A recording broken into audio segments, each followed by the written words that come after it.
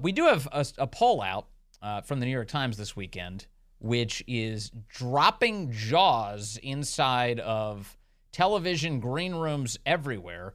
Donald Trump is beating Joe Biden in 5 out of 6 very important swing states. Voters in Arizona, Nevada, Georgia, Pennsylvania, and Michigan have all expressed a preference for Trump in the 2024 election. Only the swing state of Wisconsin is where Biden holds a slight lead over Trump. The rest of those, though, Trump's got the advantage, and a big one in some cases. For more on this, let's go to Tom Bevan now. He's the co-founder and president of Real Clear Politics, and he joins us on the phone. Hello, Tom. Good to talk to you as always, sir. Good to be with you. This seems like a big deal. It seems like a massive commentary on the Biden presidency. Well, as you mentioned, I mean, this got a lot of attention, and I think rightly so. Because it is the New York Times and Sienna, which is a decent poll, but also coming from an organization that I don't think anybody's going to be accused of being right-leaning, and to show what it shows at this point in the race in these key swing states that Trump is leading not just by a little bit, but by a comfortable margin in all of these states that went for Biden in 2020. Including a 10-point lead in Nevada and 6 in Georgia and 5 in Arizona, Michigan as well, Pennsylvania. I mean, this was pretty stunning, and I think it put into, stark relief the problems that Joe Biden faces if he's the Democratic nominee next year. And I think it has a lot of Democrats very, very worried. Yes. Including folks like David Axelrod, who took to Twitter to say, look, Biden needs to think very hard about whether he needs to stand down and step aside next year. And I think when you have voices like that saying those kinds of things publicly, they've been saying them privately for a few months now, but to have all that go public the way it has been, I think, pretty frightening for Democrats. Yeah, they're very nervy about this moment. Is it, in the spirit of making predictions here, is it likely that Democrats figure out a way to get Joe Biden out of this race? That is the parlor game that everyone's engaged in. Is Biden going to be the Democratic nominee? If he isn't, who replaces him, and how does that happen? Right. What's the mechanism by which they could get rid of him? Because I think, and look, the data on this is pretty clear. I mean, Democrats have said in polls they like Biden, but they want to give him a gold watch and usher him off the stage because they're concerned about his age and his mental acuity and all these other things. They'd rather have someone else running as their standard bearer. But then the question is, okay, well, could he hand it over to Kamala?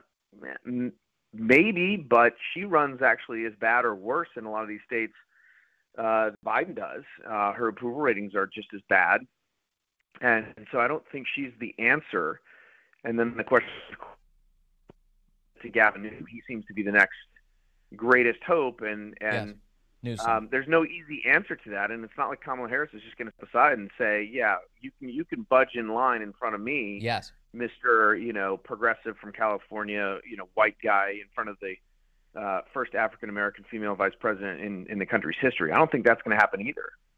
No, I don't. And if it does happen, if Newsom tries to jump into this and Kamala feels entitled to the job, it's going to lead to a very bloody fight between the two of them, metaphorically. And it'll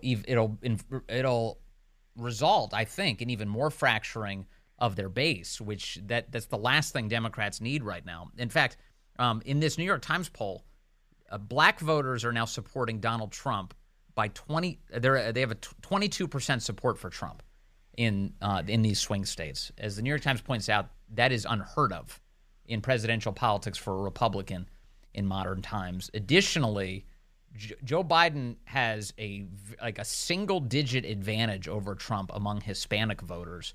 That is a massive sea change among Hispanic voters in the United States.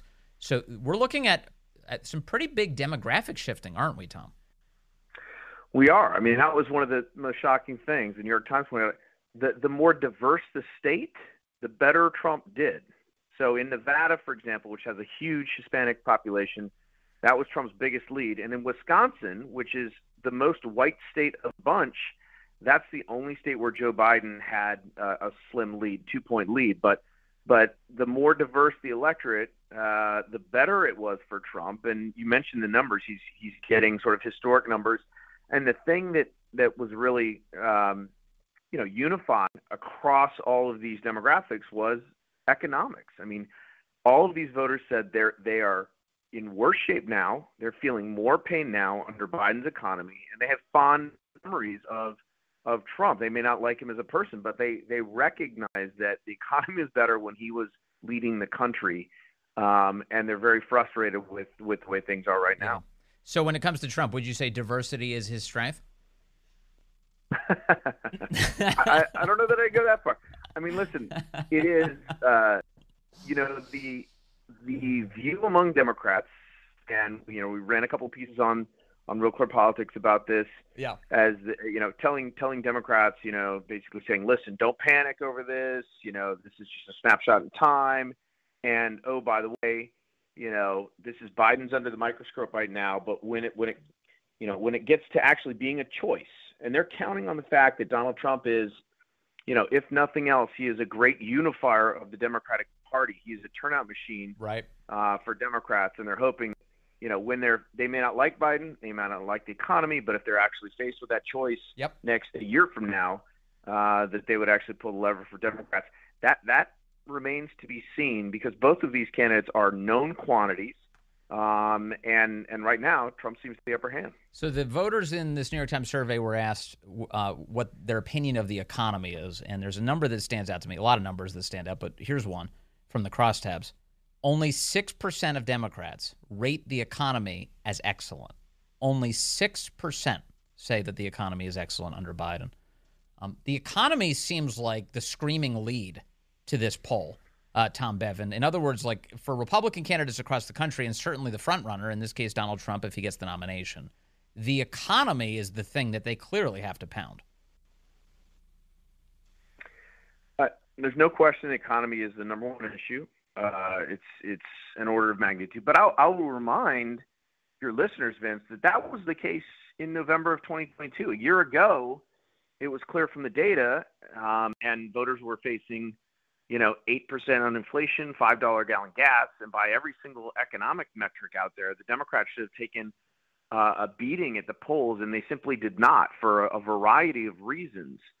Notwithstanding Joe Biden's low approval rating at the time, and his approval rating on the economy was even lower. So it's not a fait accompli that if the economy is bad, that means Biden is done. But it certainly is a drag on his candidacy. The other thing, like age, that the voters are very, very concerned about, and it makes him as vulnerable as we've ever seen any modern incumbent president in the United States. And interestingly, they're nowhere near as concerned about Trump's age. Trump is, 76 years old? He's 77 now. Joe Biden is 80. He's 3 years older. But voters are much more concerned about Biden's age than they are about Trump's. That has to be the way that the two men present on television. Yeah, I mean, listen, I think most it's less about the number. It's just the way they wear their age, and people wear their age differently. And Trump wears 77 a lot more robustly than Joe Biden wears 80. He looks frail. He sort of wanders around. He has these moments. Trump looks like he's a very, sort of healthy, robust guy, even at his age. And I think voters absolutely recognize that. Tom Bevan, what role do you think Barack Obama is going to play in the next year? Obviously, my presumption is that they're going to rely on him to campaign for whoever the nominee is. But his opinion about the nominee seems important. Back in 2020, he snapped his fingers and made all of these Democrats jump out of the race at the same moment to clear the path for Biden. Is there a scenario where Obama helps usher Biden out of office?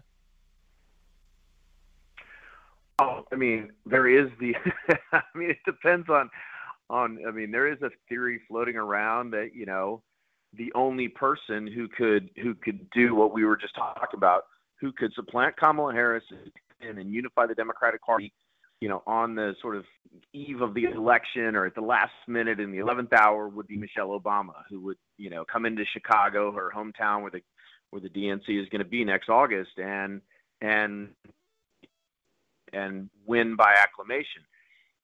So I guess if you subscribe to that theory, then yeah, I think Barack Obama would have a lot to do and to sort of pull the levers to make that happen. The problem is there's no indication that Michelle Obama has any interest in doing that right now. Now that may change over time, but sure. But right now, that seems like a sort of long shot, to say the least. And should we read anything into Axelrod, being as close as he is to Barack Obama, coming out and saying publicly that Joe Biden should contemplate stepping down now? Is that an expression or an extension of Obama world, or is that just David Axelrod on his own? Yeah, it's hard to say. I mean, David Axelrod, was on Twitter. I'm sure he read the polls, but at the same time, Axelrod knows that he is still seen as being, the concierge to Barack Obama, and it'd be as if Karl Rove said something about George W. Bush and regarding that, and people didn't think that they're so close still that there absolutely is a case that he may be speaking on behalf of Barack Obama and certainly the folks within his orbit that still, as you mentioned, wield a lot of influence within the Democratic circles, including in this White House. Yeah. Okay. Finally, if Biden stays in this race, Tom, what does he run on? The economy. I'm seeing NBC had a big report this weekend that the White House is kind of thinking that this whole Bidenomics thing is a stinker, that it didn't really work, trying to describe, Bidenomics are so great, nobody's buying it. So what do they actually run on? To me, it strikes me that there's like two really possible issues. One is that they run very heavily on abortion because Democrats, although I'm disgusted by it, they think abortion's great, and the Democrats, it's wildly popular among their base for very few limits on abortion, and they run on that as an issue. And additionally, certainly demonizing Trump and anyone who would dare support him seems to be the old standby. What does this election look like if Biden stays in it?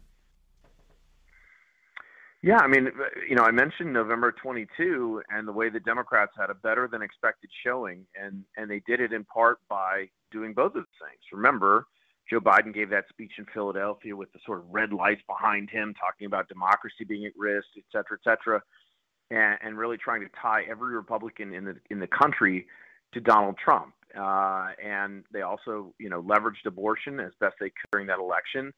And so I think that's the playbook.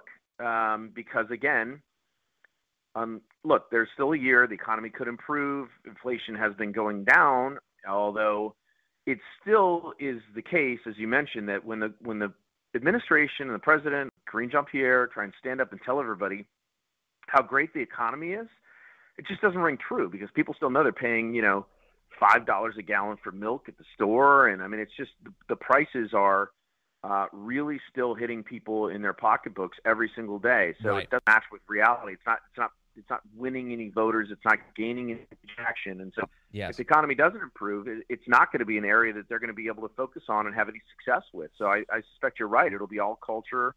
It'll be all, demonization and scorched earth stuff.